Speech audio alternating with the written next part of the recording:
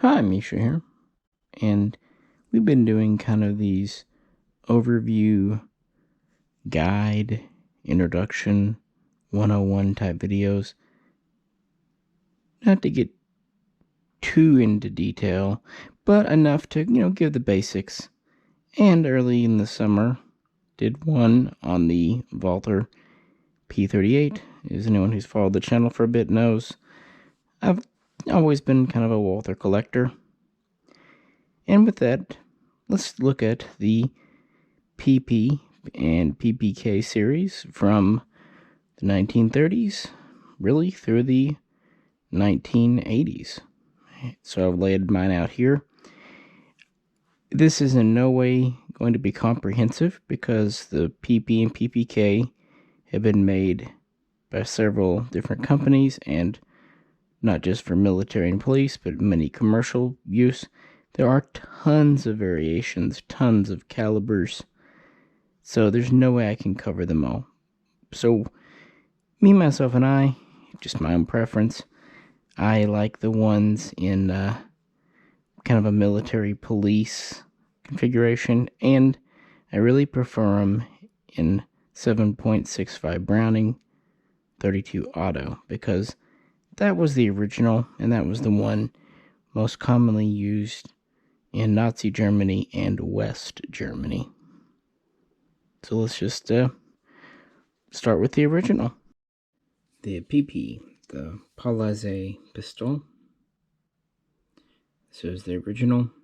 Now this is a post-war version made in the 60s, but it'll be fine for our purposes here today. Like I said, I prefer 32s, and that's what these were originally introduced in. But to back up a bit, Walther as a company was established in 1886 by Carl Walther and his three sons who had come to help him. And they would first do sporting rifles and shotguns and the like. It would not be until the success of several pocket pistols, mainly through the efforts of FN and Colt, that they would start to get into that market, introducing the Model 1 around 1909-1910, progressing through the Models 2 and 3 before World War I, and introducing the Model 4 during World War I as a 32 caliber 7.65 Browning version of the Model 3. Now, in 1915, Carl would pass away, and his son Fritz Walther would pretty much take main control of the company. And of course, war happened and so on and so forth. They ended up making the Model 6, which is an interesting blowback 9mm, and then they do the smaller Model 7, Model 8, and then finally after the war they do the Model 9. And these are all single action guns in the 32 or 25 caliber.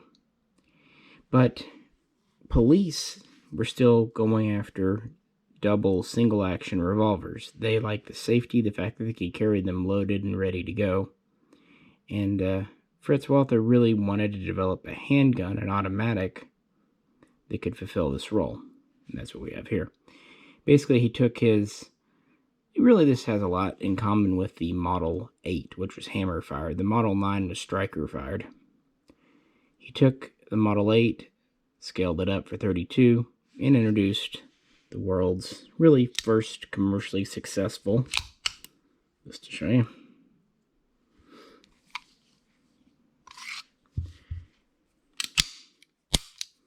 double, single, action pistol, complete with one of the very first true decocker safeties and firing pin block. Therefore, the police could carry it loaded and then ready to fire. 8-round attaching mag using what we often think of as a Browning style release. Overall length was just a hair under 6.7 inches, with a barrel at about 3.85 inches. and weighed 23 to 24 ounces depending on the exact configuration. And this was introduced to the market in 1929 and was a big hit for Walther, not just on the police market, but also the civilian and then very soon the military. 32 was the initial chambering, and after this took off, they would introduce a few others in the 1930s, including 6.35, 25 Browning, 380, 9mm Kurz, and even 22 LR. But of these, the government really preferred the 32s, so that's what they made the most of. Pretty simple gun by today's standards, blowback only, grip panels. Pre-war and wartime, they can be brown, red, even black. All kinds of contracts for these, so on and so forth. And they were successful enough that they introduced this model. Polose Pistol Criminal Model. Police pistol detective or agent model, which many just say is a shorter barrel version of the PP, which is sort of true. It is a shorter barrel. It's just a hair over 3 1/4 inches, giving it an overall length of just a hair under 6.1 inches. But the frame is very different. The grip is shorter with a 7-round mag. But the big difference are the grips. We have these wraparound grips now. So there's no steel back strap. This helps save on weight. It also gives a slimmer, thinner, and somewhat more ergonomic grip compared to our PP. Meaning that the PPK was about 21 ounces. Again, 32 is the standard. 380 was also manufactured.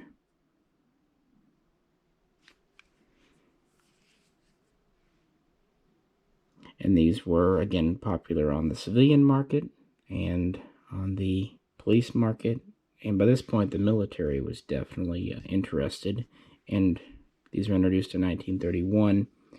Only a few years later, Hitler and the Nazis would be rising to power, and thus military spending would be on the rise.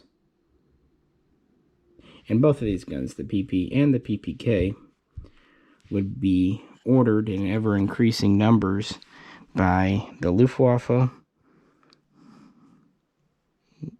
and the SS, and just the Army and government in general, not to mention private purchase by officers. Interestingly, though, in the Luftwaffe with air crews, some of them still preferred to keep the smaller Model 8, even though it was 25 caliber. It was better for their particular situation, but many others went for the PPK. So you'll see a mix of production as time goes on, and Walther would crank out ever more, and of course they would deliver the P38, but continue making these for various customers. But as we get into the wartime, I have two more different models to show you here. This is quite an interesting variant and sometimes overlooked. The PP led the pack with the trigger system and the safety system, and the PPK continued it, going more and more compact. But either one did weigh over 20 ounces. Therefore, in 1935, Carl Walther introduced this version with a Dural frame. And this was a aluminum alloy frame. introduced actually before World War I by the Dural company, and it was a pretty advanced piece of metallurgy and quite a bit lighter. It saves a good 4 ounces on the PPK and up to 6 ounces on the PP because of the backstrap and longer grip.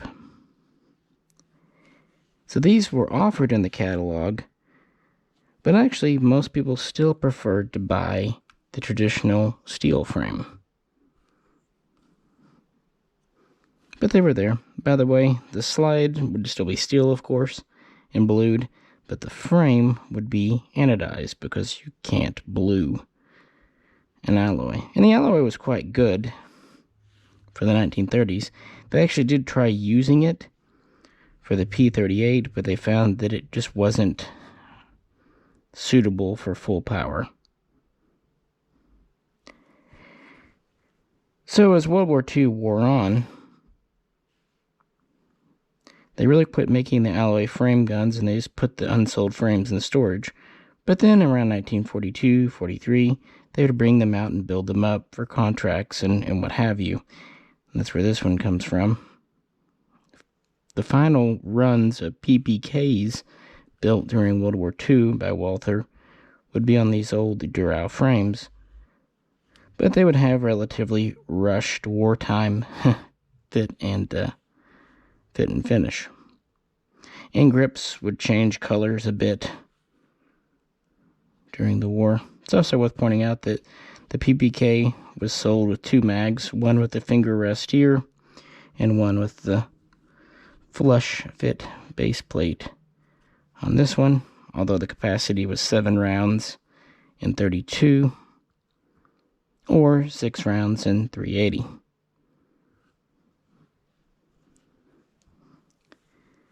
But some features and some simplifications that also happened during the war, especially in 1944 and 45. While I don't have a early PP, I do have this PPK here that's early production, and so we can compare it with this PP that is very late production.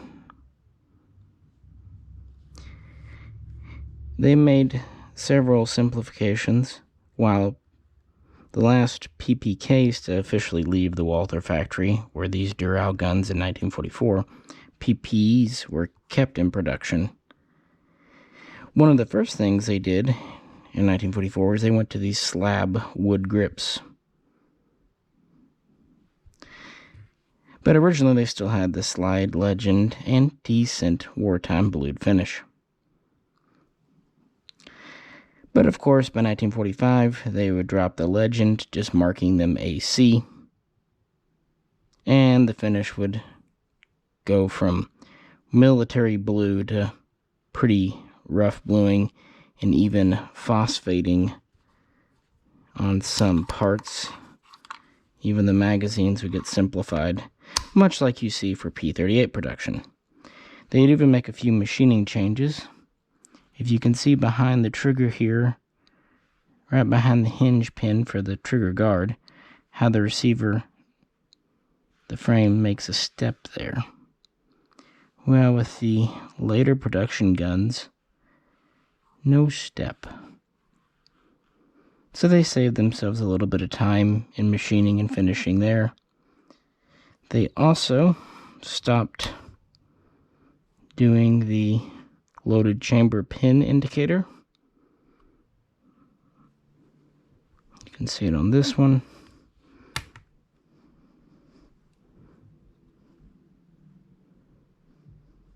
When there's a round in the chamber that sticks out, well, they just deleted that whole assembly, which saved them for 5 or so parts and quite a bit of machining and time. The guns were still safe to shoot, just not as attractive. And these are still being delivered for various military contracts, especially the Luftwaffe and the Army. And the military guns will have the Waffen stamp, the Waffen inspection, just like a P38 of 359 or later WA359. That's just the inspector code used by the officer stationed to the Walther factory in Zalamelis.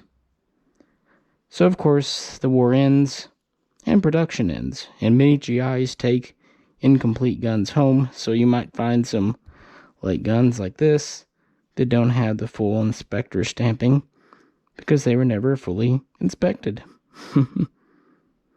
So for a time, no more Walthers are made. Regarding serials, pre-war, they would essentially start off with up to 6-digit number for the PP. When the PPK came out, they would start it off at about 750,000. And then once they hit 1 million, instead of rolling for a 7-digit number, they rolled back to 100,000, adding either a P or a K suffix. I'll let you guess which is for which.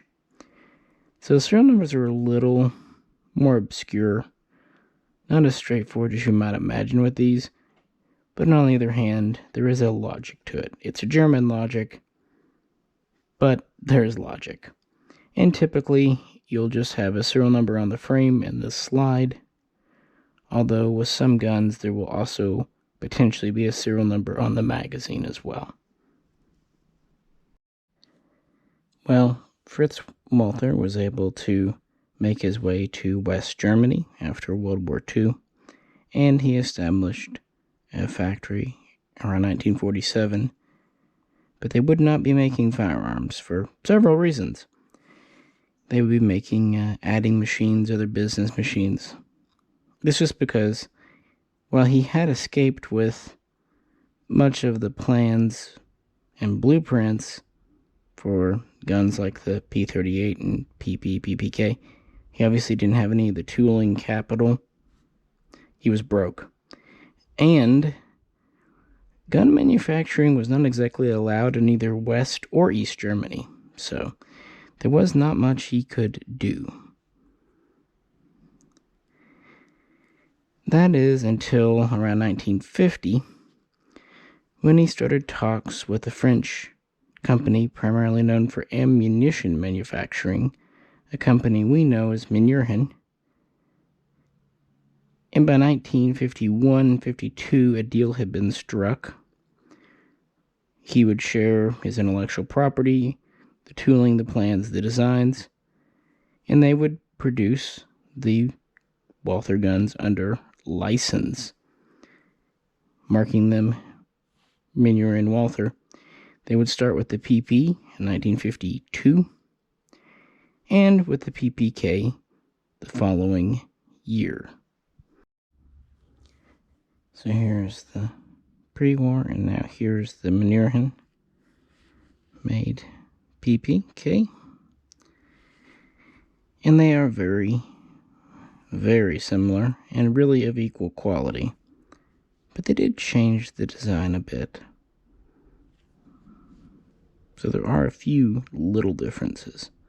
For one thing, the original Bakelite type grips were known to have stress fractures back here on the spine. So if you're looking at a pre-war, wartime, check out the back of the grips. They improved the material, made it a little stronger.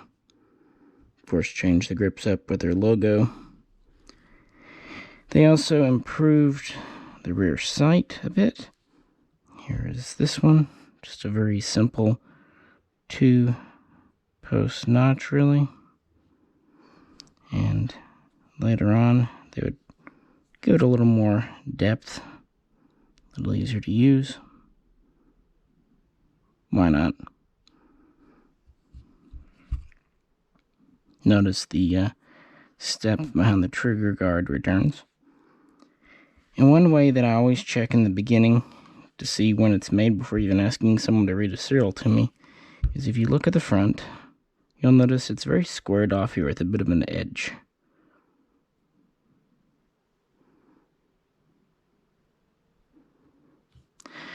On the post-war guns, that is more rounded.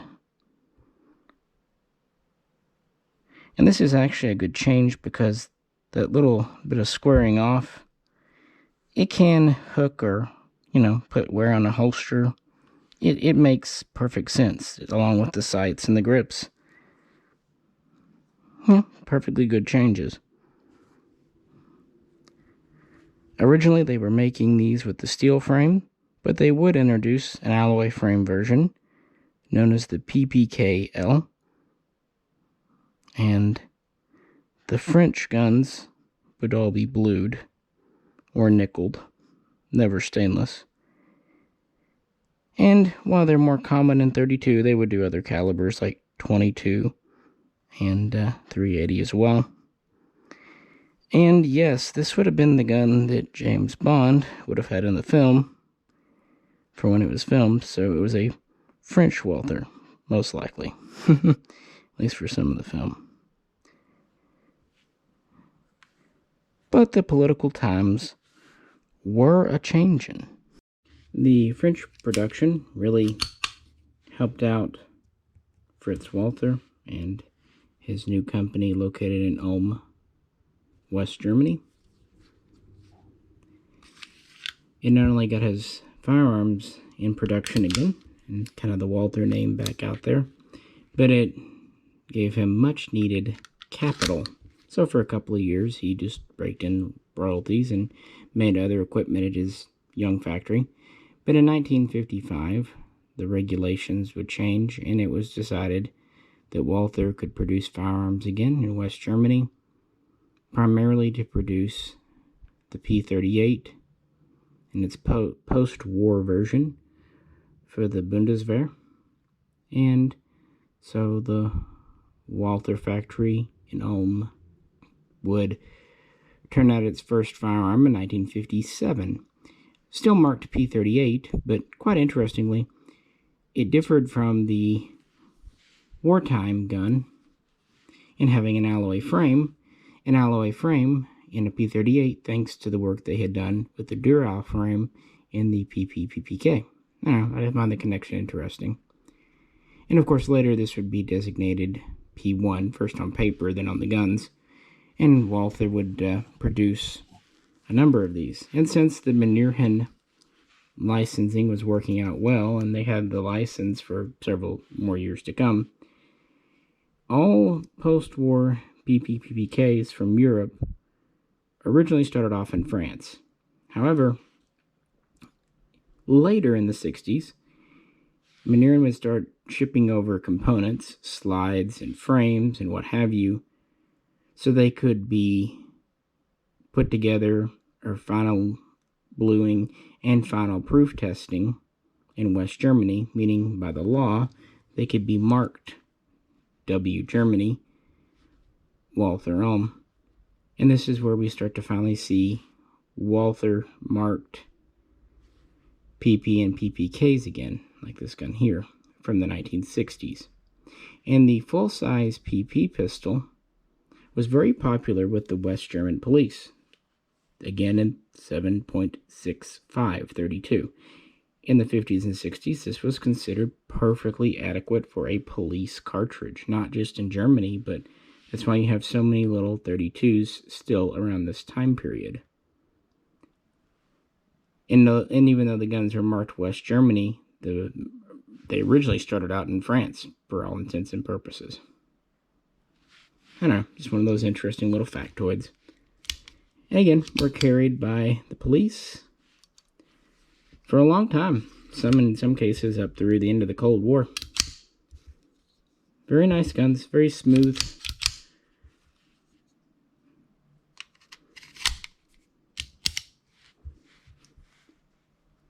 So, into the 1960s, things are going well for Walther.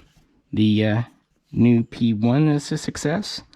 The PPK is back. They're even introducing the new TP and TPH pistols. But a little bit of bad news. In 1966, Fritz Walther passes away.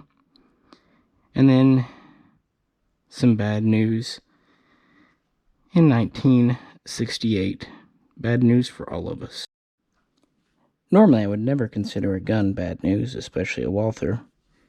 but in some instances this could be considered that. The PPK/S. This came about as a direct response to the 1968 Gun Control Act. In that act, in an effort to prevent so-called Saturday night specials, cheap little throwaway guns, a points system was set up in America for importation. And several things could give a gun points. The more weight it had, the more size, target sights, target trigger, so on and so forth. A gun had to accrue 75 points or more to be importable, and unfortunately, because the PPK was quite small and light, it was not quite there. The PP still was, so it was okay. The longer barrel, the longer grip, and the extra couple of ounces of weight, PP's okay, but the PPK, nope. But by this point, America was a very good market for Walther. Their guns were being imported by Inner Arms, and so they did not want to lose the business. So the PPKs, they essentially, well, they did literally take a PP frame, full-size grip with the steel backstrap and grip panels, and mated it to a PPK slide and short barrel.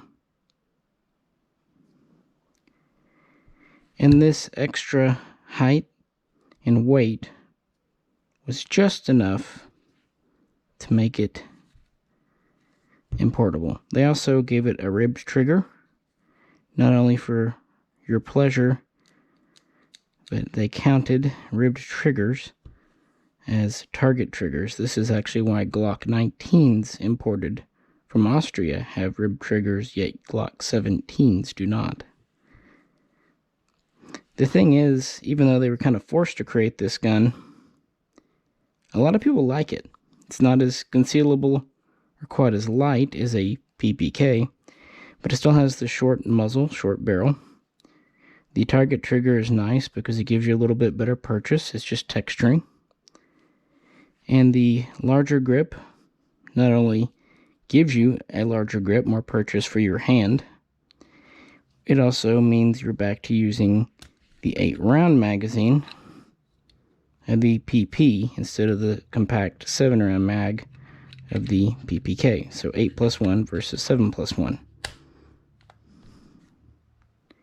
So this was introduced and started to be sold by 1969. Now this one here is kind of interesting.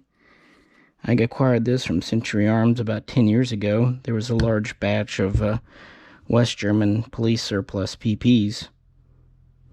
But in there was a couple of PPKSs.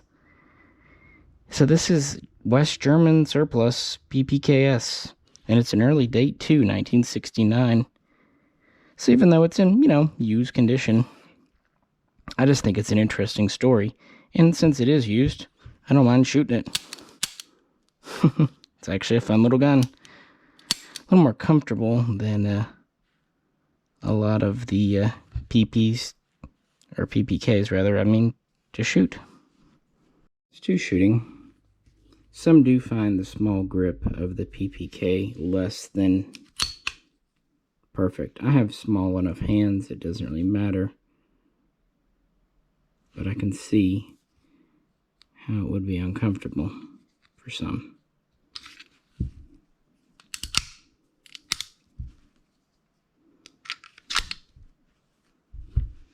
The PPKS actually helps with a much larger grip, but there's one thing it doesn't help with. Look here, how that slide comes back. And if you really choke up on your grip, well, there's not much of a tang or beaver tail on the back to protect you. A more modern gun would have this coming out further and curving down more to force your hand down and further away from the slide. Part of it is the pistol's fault. Part of it is also the shooting techniques for handguns taught back when this was designed are very different than the shooting techniques common and popular in the 21st century. Just something to be aware of that some people do complain about. Others complain about the trigger. In single action, it's fine. Double, though, it's pretty heavy. It's not gritty. Has a good break. But because this was meant to be a carry pistol, you don't want it going off accidentally. So you want a heavy, sure trigger. Under stress, you won't have any trouble pulling this. And of course, after the first round, you're in single action. But you want that safety that trigger is an added safety. But it's no target trigger, that's for sure. The decocker is pretty standard. Keep in mind, this system was really the first of its type, either the trigger system or the decocker system. And now we're into 1969, 1970. It's virtually unchanged since it was first developed in 1929. So it's pretty good. I mean, there were a few minor changes, like to the shape of the safety and the shape of the firing pin, but these are very early 1930s changes. So for the most part, it's the same exact gun as before World War II. The final variant, the final chapter in the PPK story, at least the final one made for military police use, is very interesting. The PP Super.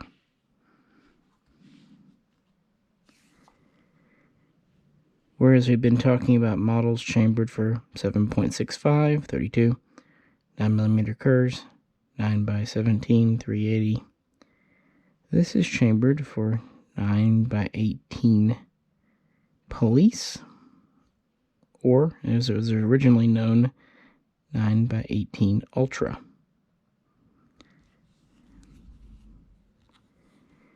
This cartridge actually dates back to before World War II, when it was developed for potential use by the Luftwaffe, who wanted the most power out of as simple, light, and compact of a handgun as they could get away with to issue to their aircrews. Makes perfect sense. They did issue the 32 PP and PPK, and they did try using the 380 PP and PPK, but that was a non-standard round anyway, and for whatever reason, the PPK especially in 380 just isn't quite as reliable as in 32, and it's very snappy. So they did experiment with 9x18 Ultra in the late 30s, but then the war, and it was kind of shelved. And this really was as powerful as you could make a cartridge and still have it be a simple blowback. As an aside, many agree that Russia was definitely inspired by this round when they developed 9x18 Makarov 9mm PM. So now we come full circle back to Germany and back to that cartridge in the early 1970s. Even though it's named after the PP, just with super on the end, it has just as much, if not more, to attribute to the PPK. Wraparound grip,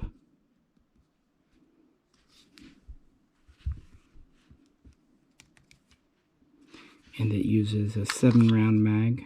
Of course, it's larger because of the cartridge.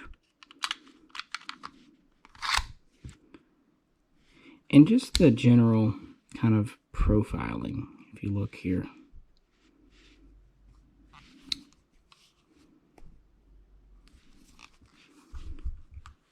Versus this.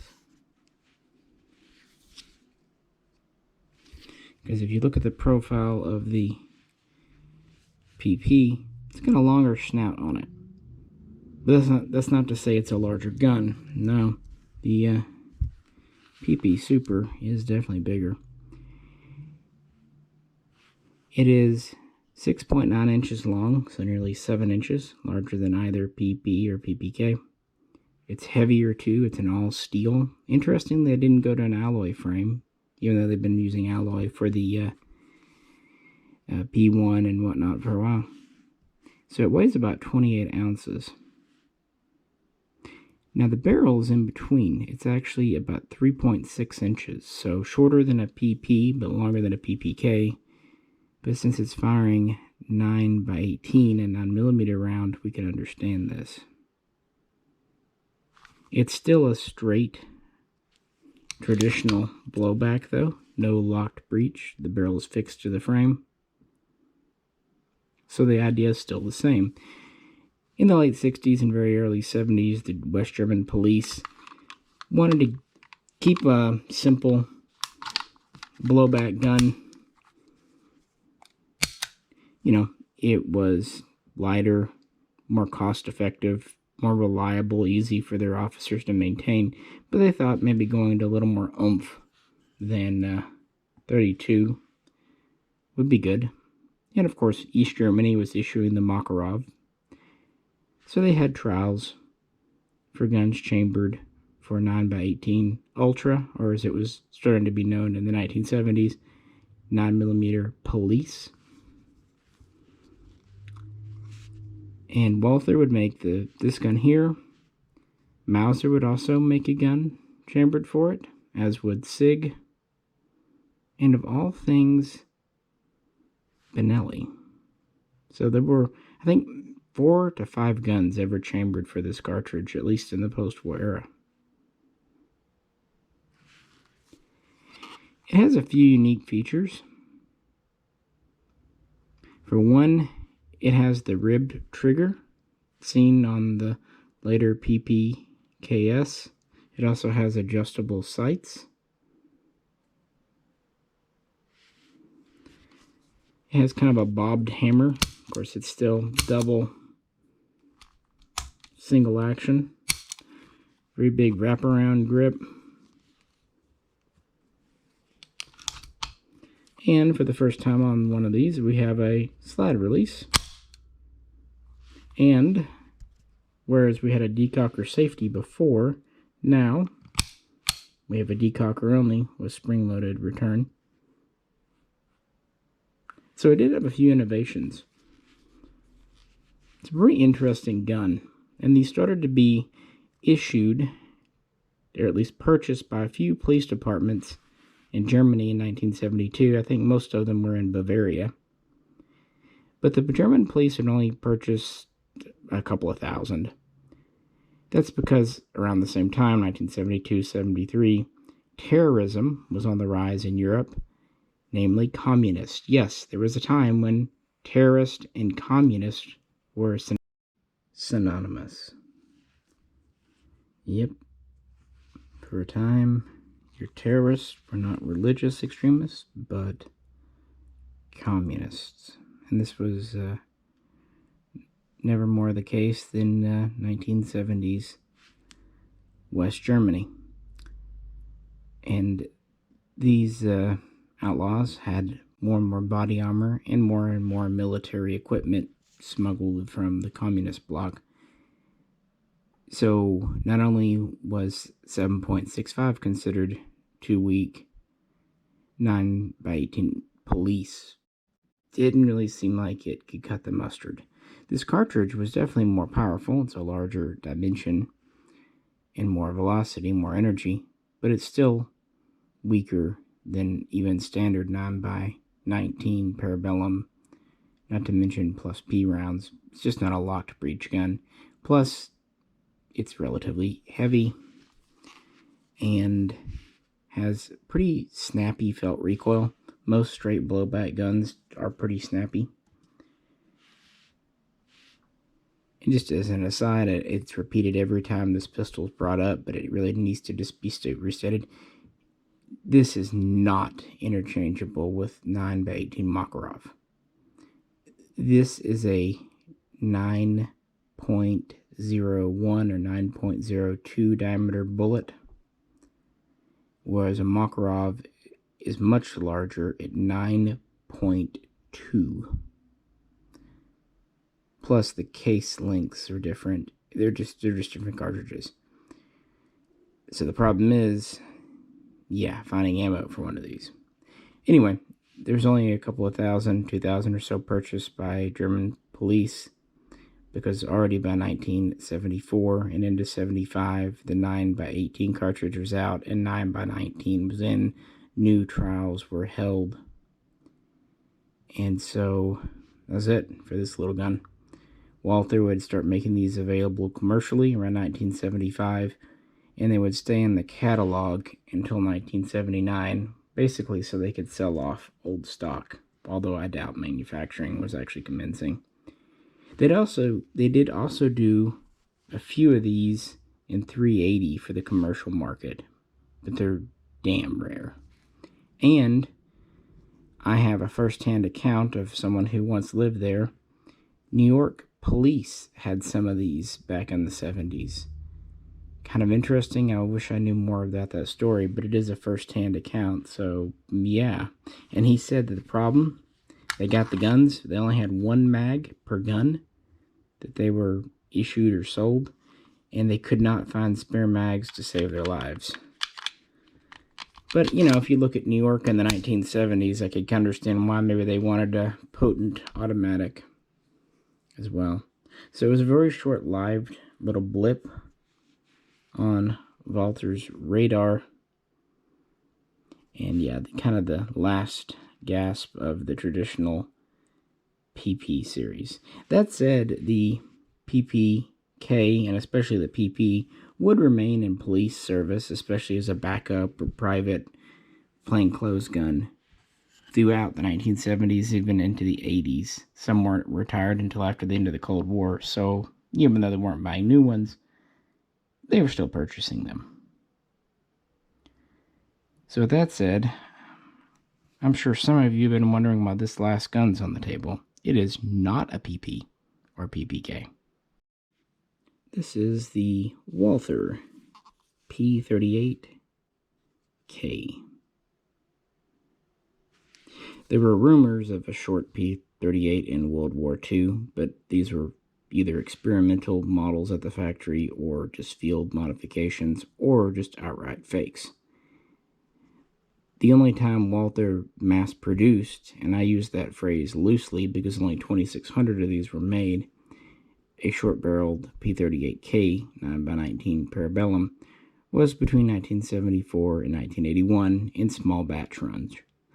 And I brought this out mostly because it's just a fun gun to show off, even if it really doesn't belong in this video. But because this gun is really what replaced this gun, sort of. So the 9x18 wasn't going to work. So a new round of trials were held, and several guns were approved where police departments could pick which to buy. You had the HK P7, you had the Sig Sauer P6, which was the AP225, and you had the Walther P5, and a department could buy these. But there was also the P4 that came as kind of interim measure around 1974, and that was a P1, but it was modified for police use. They took this decocker only safety and these adjustable sights, and they slapped it on a P1 style alloy frame. Sights. Notice how there's no bridge up here, it's solid. The hammer is bobbed like the PP Super. We have a decocker only. Still takes standard 8-round P38 P1 mags, anodized frame, and usually a blued or phosphated sliding barrel. Now the P4 did have a shorter barrel than a P38 or P1, but the P38K here was the ultra short barrel, and this was either for plainclothes police or as it would come to really be used for counterterrorism, border guards, security stuff, counterterrorist units throughout Germany. It's a very short gun, but unfortunately it's just as wide as a P38, and even a little odd that they didn't shorten the grip as well. But then it wouldn't be able to take standard mags. But yeah, by this point, they knew they had to go to a true locked breech gun, firing 9mm, 9x19. So the days of the blowback were over by 1975, at least as far as the police were concerned. However, the civilian market wasn't quite ready to give up. For the commercial market, we have West German marked PP and PPKs. We have Maneurin marked ones because they're still under contract and will be there until 1986. And in 1978, we have a new company coming online, Ranger in America. Inner Arms had been importing various Walthers. For example, they brought over some P38Ks and P4s, as well as P1s and P5s and the PP, but they could not bring over a true PPK. So manufacturing was licensed in America for true PPKs. These would be built by Ranger for Inner Arms, marked Inner Arms, and while they would sometimes make them in 32, the majority of these seem to be in 380. Also, most, if not all, were in stainless steel. If you see a stainless steel, it's American made. I have never found evidence that Germany or France did a stainless steel PPK. Their reputation is a little mixed. Manufacturing quality is fine. Some people say they're not the most reliable, but I have to wonder, is that more the gun or the 380 caliber? I don't know, but they were made for the commercial market. And Inner Arms would continue on until the 1990s, importing Walthers and selling some made here. They also worked with the TPH a bit. And Maneurin would finally go out of business, sadly, because they made awesome revolvers. And things would be changing in Germany after reunification as well. And then in 2002, Smith & Wesson would take over handling the Walther brand in America. This would continue for a decade, ending in 2012. So in 2013 is when Walther USA started operating. First, they imported guns, including a PPKs chambered for 22 LR. And more recently, they've begun manufacturing a PPKs in America for a 380 centerfire. And that's about up to date. There was also licensed manufacturing of what was known as the Ppk done in Hungary. And that was for the European market, essentially a civilian commercial version for Europe. And there's been some others, but again, my primary interest is on actual issue guns. So I don't focus too heavily on the commercials, but that's fine if you do. And the funny thing is, commercial guns are often worth more, at least when you get to like the P4 versus the P38 4. But, you know, we do what we like, right? And it's a gun that I've owned a PP or PPK for over 20 years now. Sometimes the gun changes, but yeah, I've always owned one here and now. And it's just a gun I really appreciate and really enjoy. And like a lot of people, yeah, James Bond was an early introduction. But because I've always enjoyed history, I also knew about it from World War II. And even though Walther didn't start off as a handgun manufacturer in the 19th century, that's what they've become. Yeah, they've tried a few things like the WA-2000 sniper rifle or the MPL submachine gun, but where they really hit gold are with their service handguns. They've also done some Olympic competition guns as well. So with that, I believe I'll let you go. But if you have any questions at all, feel free to drop them in the comments, and Jay and I will try to help you. And if we don't know, we'll just say we don't know, which is, very possible. But we'll be straight with you. So feel free to comment, and if you could, like, share, and subscribe. And if you'd like to help support the channel, please check out the link to our Patreon page. This is Misha, and we'll catch you very soon next time.